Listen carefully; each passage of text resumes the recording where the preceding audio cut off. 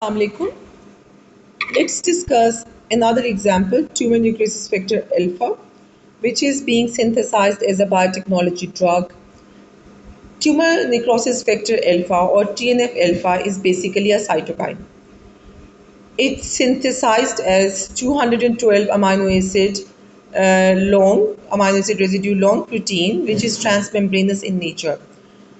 So it is a cell signaling molecule and it gets arranged itself in stable homotrimers.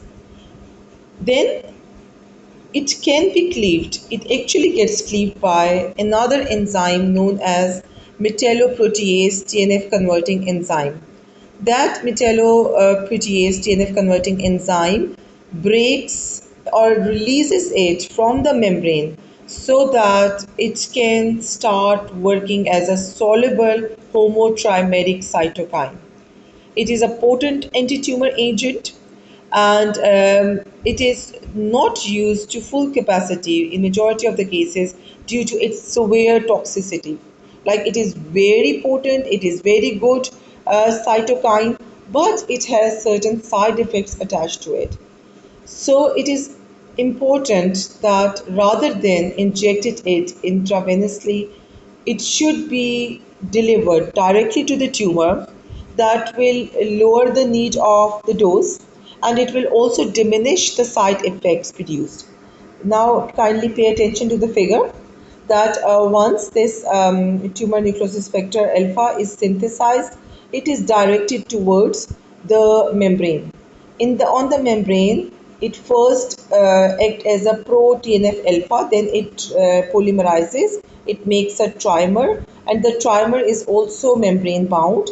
And after that, it gets cleaved by the enzyme TACE, which I have told you earlier, and that TACE produces the soluble TNF alpha, which is 171 amino acid residue long protein. It is no more 212, rather it is 171 now. So, as I have told, that it is very potent. It might be toxic to the normal cells. So, what to do? How we can increase the tumor specificity for our tumor necrosis factor alpha for directed therapies. So, you can see the normal TNF alpha here. And for the recombinant one, the scientist added a small peptide towards its um, N terminus. So the N terminus has additional polypeptide chain to it. And that polypeptide chain is actually hexamer. There are 6 amino acids to it: cysteine, asparagine, glycine, arginine, cysteine, glycine. And it is a signaling peptide which will take this TNF alpha directly to the tumor. Fine. So it specifically targets the tumor cell surface protein. That is how we can make the TNF target oriented so that it won't cause side effects or unnecessary damage to the normal cells. On the bottom, I have added the sequence for the tumor necrosis factor alpha, and I have also mentioned the 6th amino acid which can be added towards the N terminus. Now, that hexameric TNF alpha was tested in mice. And when we do the testing, we compare the two groups. In one group where we have given or administered the normal amino acid, and in the second one, the hexameric one. So the results were very promising. You can see in this graph the survival of lymphoma bearing mice following treatment of the with 3 microgram of either TNF alpha or CNG RCG, which I also call as hexameric recombinant TNF alpha, days after treatment. So you can see for the red recombinant one, the survival rate is higher.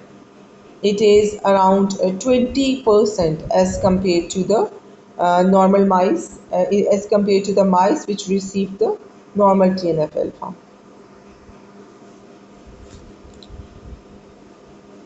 The scientists concluded that there is 12 to 15% time more effectiveness seen in case of hexameric recombinant TNF alpha for inhibiting tumor growth than the unmodified one. You can also see in the peach box that a higher percentage of mice with lymphoma survived after treatment with the modified vector. Additionally, all the mice that were treated with the modified vector and survived for 30 days survived a second and third challenge with the mouse lymphoma cell. Like when they had the recurrent lymphoma, then they again survived when the similar treatment was given to them. So these data indicate that there is a significant benefit, at least in mice. Mark my words, because they were tested only in mice. That is why it is emphasized that at least for the mice there is significant benefit for the use of fused TNF alpha with the short targeting peptide. These results were promising, so the next step is to administer or to check this or demonstrate this efficacy in humans as well. So there was another approach which was used for decreasing the level of toxicity and for increasing the efficacy of this TNF alpha, and that approach is known as pegylation. We have already discussed it in another case earlier, where we have seen, especially when in the interferon case, that when the interferon protein is pegylated, that the PEG is being added, which is polyethylene glycol. So the PEG tails introduced to our recombinant protein actually decreases the level of toxicity and it increases the efficacy of that protein functioning within the host. So these pegylated TNF alpha is in preclinical mouse trials these days. I have again concluded the extending protein half-life.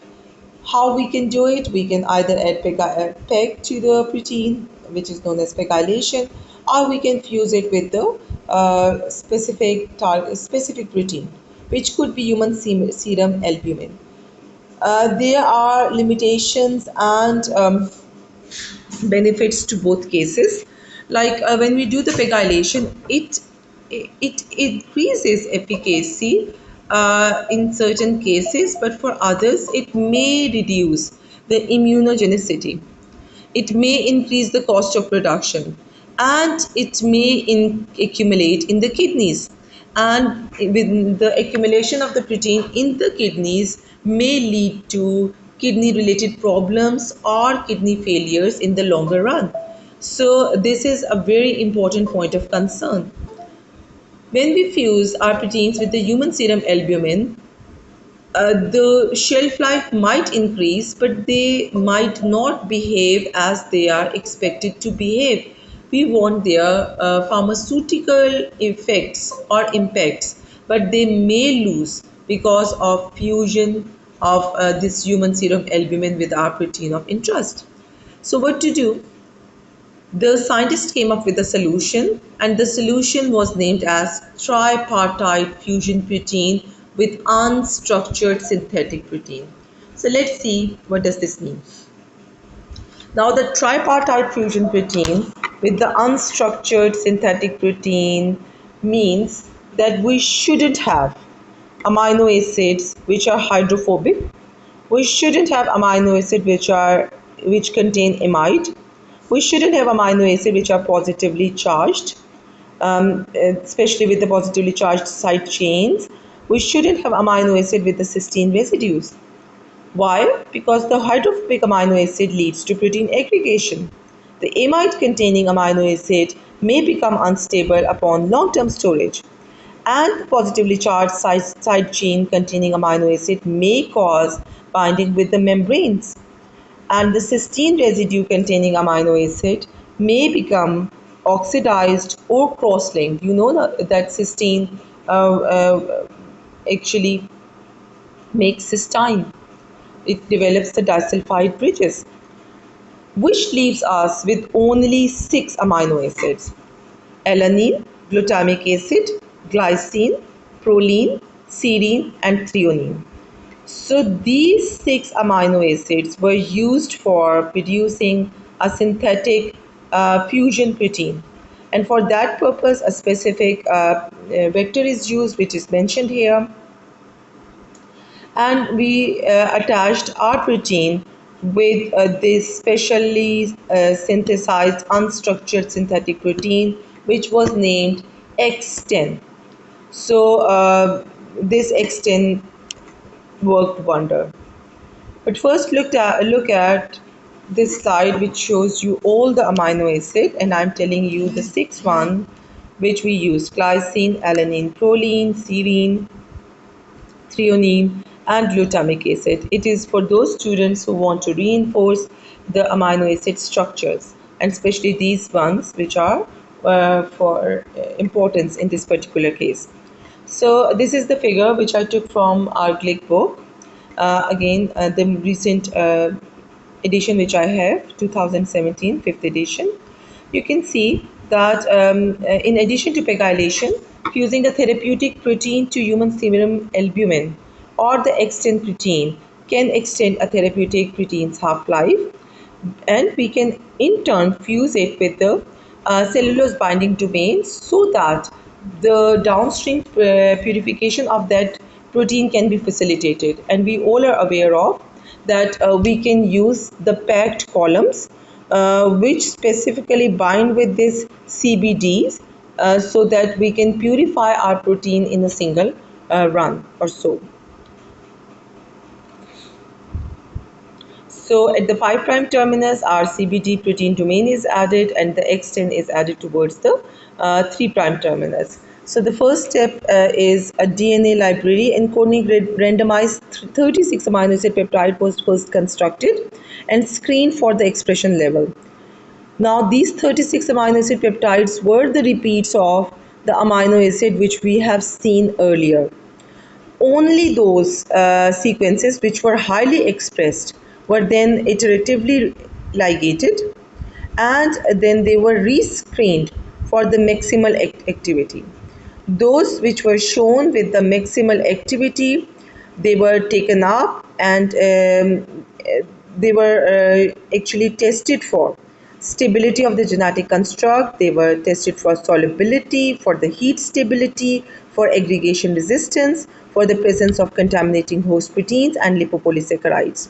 And the peptides or the proteins which were narrowed down were initially 5 in number, and out of them one, the X10, which was 864 amino acid protein, it was selected as the most promising one, and now we use that X10 for getting our stable protein complexes. Here you can see the comparison between X10 and PEG. I have taken this slide from Munich. I thought it is very good comparison, so that is why I have taken it from there. And you can see that the X10 is very promising when we compare it with the PEG. In case of solubility, both have very high, but when it comes to the in vivo half-life, yes, both of them has the very long half-lives as compared to the native ones, and the life extension is higher for X10, but it is limited for PEG. And when it comes to the HPLC peak resolution, it is higher for PEG and it is lower for the, it is higher for X10 and it is lower for the PEG, and so on. Similarly, the ion exchange capture is higher for the X10 and lower for PEG. So your assignment is to go through this publication and write a report and also discuss the results shown in this table. Second, go through this publication. I have already provided you with the PDF, write a short report and prepare flow chart for the methodology.